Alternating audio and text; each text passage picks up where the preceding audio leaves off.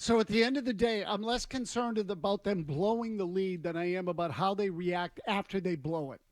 That to me is how I would phrase it. Because again, I think they're the only team in the league to have a 30-point lead this year and lose the game.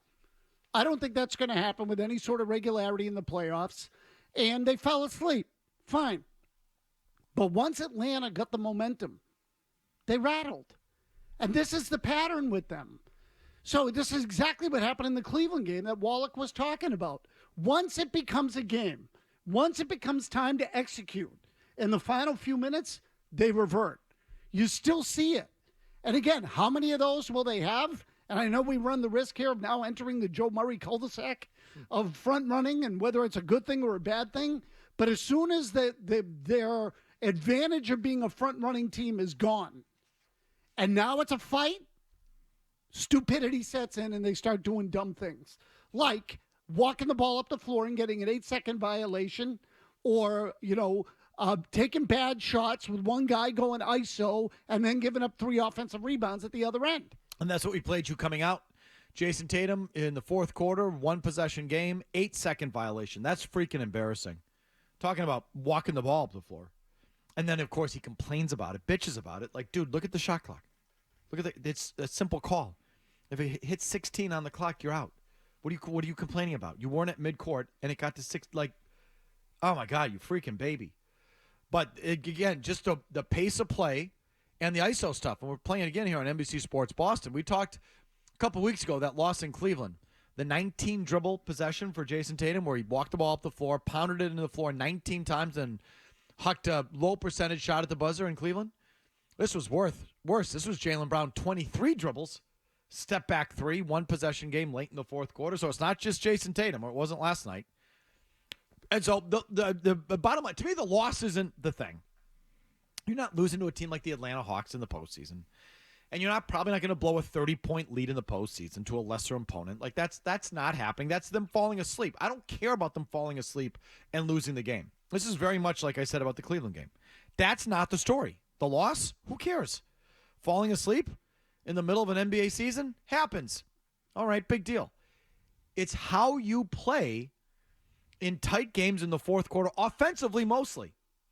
And boy, did they suffer from it. Like, they bogged down as bad as any team. And maybe it's just because they move the ball so well when they're playing right. And they play, their play style is so excellent when they're playing right that it's just so glaring when they start walking the ball up and stepping back from 3. And the ISO ball, like, it's just so obvious because they play in such a better style when they're not doing that. But again, it feels like all these fourth quarters just devolve into that. And that's what would concern me. That's how they play when it tightens up. And that might trip them up at some point. And that's just sort of how I would look at that. Joe, you? Yeah, I agree, and I agree with everything you said. I think the difference in last night's game was the Atlanta played Missoula ball and won. Like, the Celtics laid down. They had a 22-point lead at halftime. I was literally making jokes about it at halftime last night. What am I going to do the rest of the game? So they got Missoula balled. They went 11 of 19 from 3, and the Celtics went 1 of 15. They literally packed it in, shooting the ball. Right, but that's how they lost, which I don't care about. Okay.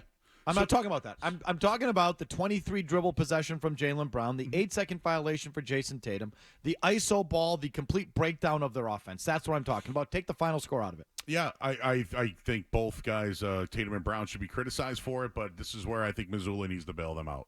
Clearly, the two guys with the ball in their hand late in games turn the ball over. It's just there's a history of that. No Derek White last night, no Drew Holiday. They're 3-3 in games this year without Derek White. So to your point, yes, they do need to move the basketball. That's how they play. But I think Missoula's going to help them from that. And there were a few things Missoula did last night. He talked about the managing runs and the margins. No, you didn't call a timeout until you had to. Like, they had a big lead, came down to 3-point game, and he doesn't even call a timeout.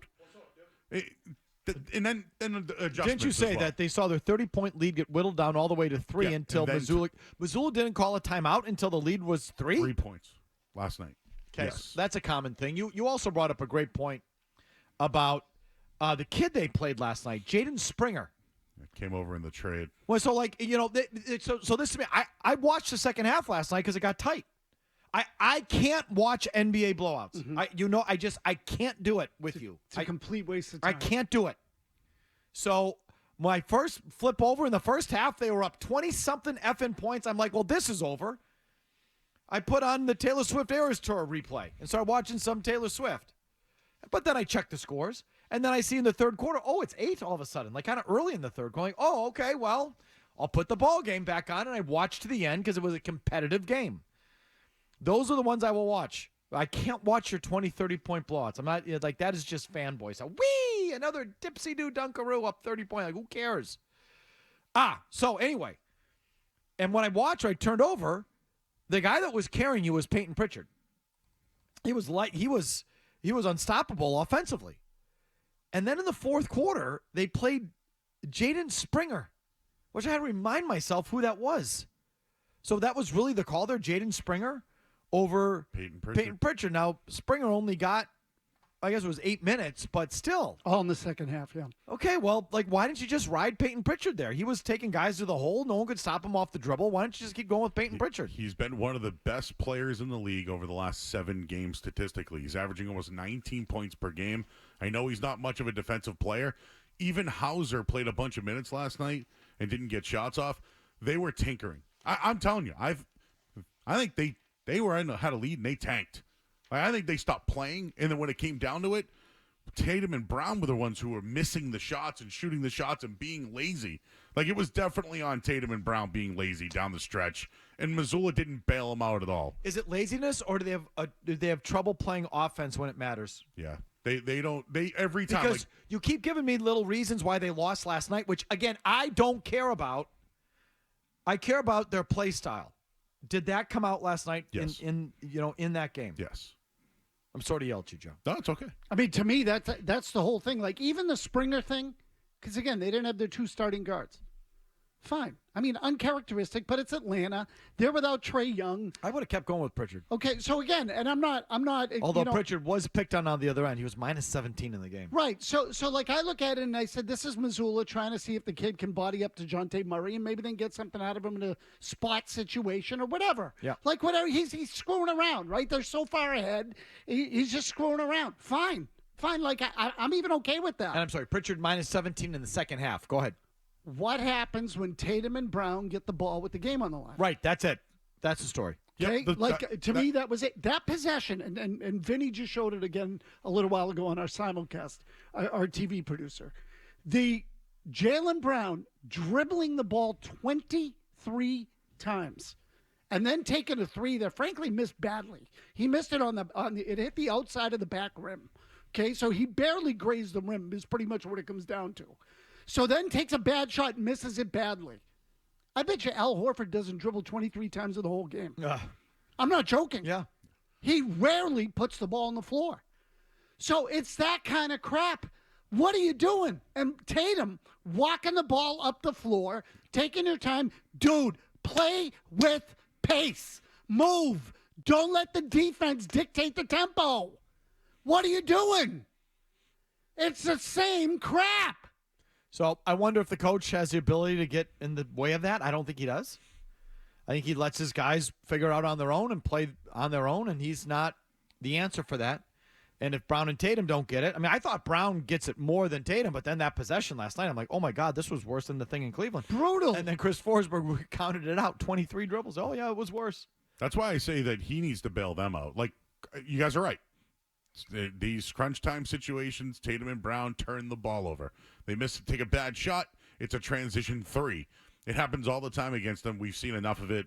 But I think the loss of White and Holiday down the stretch, that's the difference in this year's team, is that those are going to be the guys handling the ball late in games.